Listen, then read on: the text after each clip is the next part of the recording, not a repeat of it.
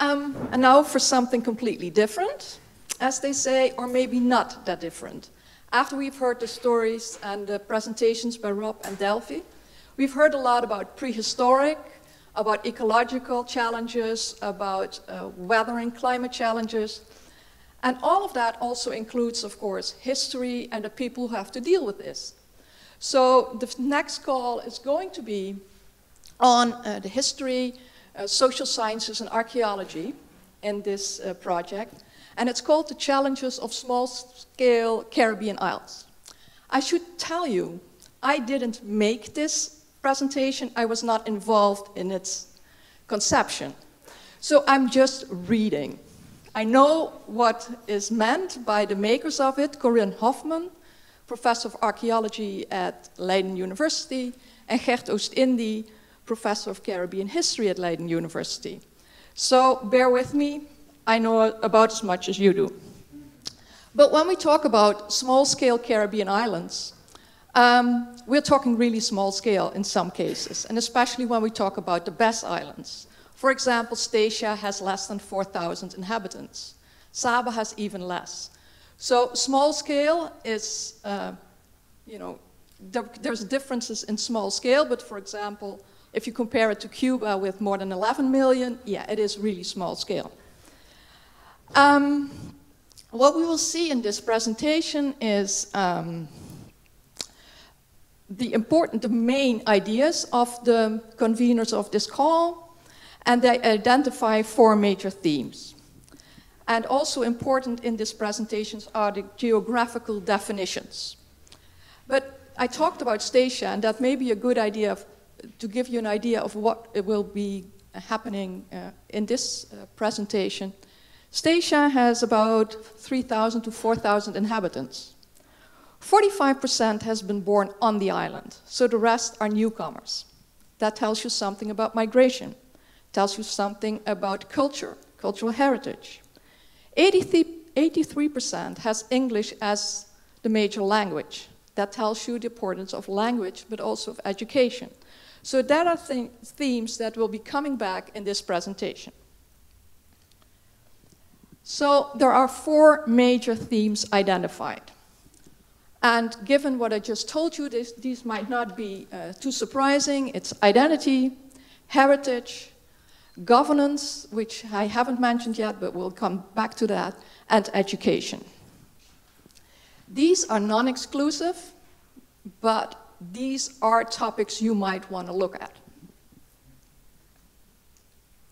And then, what I said, the geographical definition is very important. And you see that we go from the insular Caribbean, and then we make it smaller, and it goes to research with special relevance to the islands pertaining to the Kingdom of the Caribbean of the Netherlands, the Kingdom of the Netherlands. So that would be the 6 islands. But we make it even smaller than that. There is a special interest in the Bass Islands.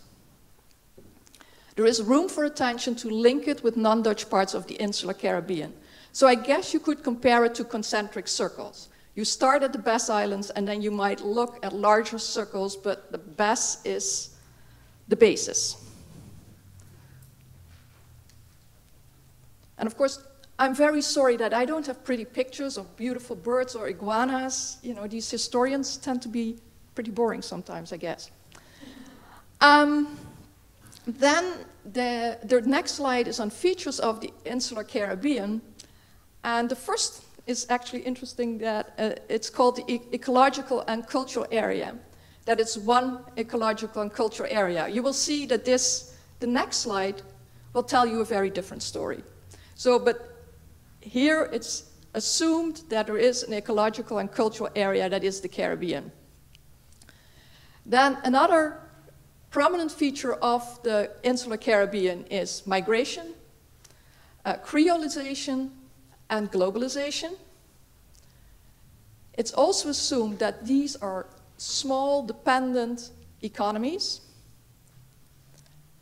and that the legacies of different systems of colonialism and post-colonialism are enduring. So it really matters whether you have had a French colonizer, an English, a Spanish, or a Dutch colonizer. So that is what's meant here. And also that there are well-established patterns of transnational migration. And we're not talking only about migration now or post-Second World War. We're talking migration through the ages. And that there always have been commercial networks. For example, go back to Statia. Statia was known as the Golden Rock, had always had trade relations, and definitely not only within the Dutch Empire, especially not within the Dutch Empire. So these trade networks through the ages is also something to be considered.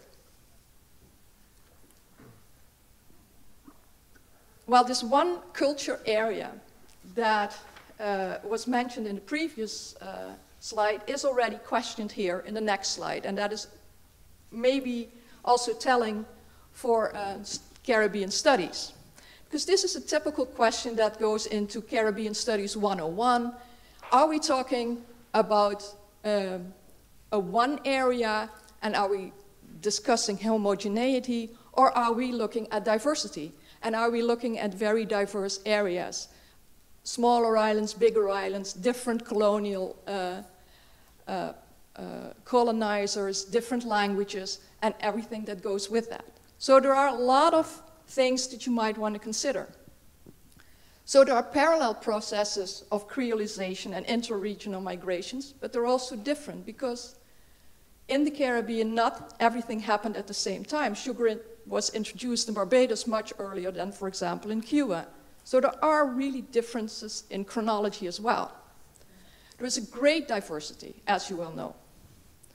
There are very different political arrangements, also depending on who your colonizer was. If you have a French colonizer, you're still part of the French Republic. There are huge differences in the standard of living, and some would even connect that to the constitutional arrangements. There are very dissimilar outcomes of decolonization, and the Bass Islands is, of course, one of the examples of a different outcome of decolonization. Or is it decolonization? Are we talking about recolonization? And also the migratory trajectories. And you see, migration keeps coming back all the time. So it's very difficult to speak of one Caribbean island, but at least, of course, you can ask very many interesting research questions comparing different island groups. The first major topic that was going to be introduced is history and heritage. And that also has to do, of course, with archaeology. And this goes history pre-Columbian to the present. So it is a really wide range. It's the longue durée. But you can also pick, of course, one era. It's empirical, but you can also think of archival research and so on. It's colonial versus post-colonial perspective.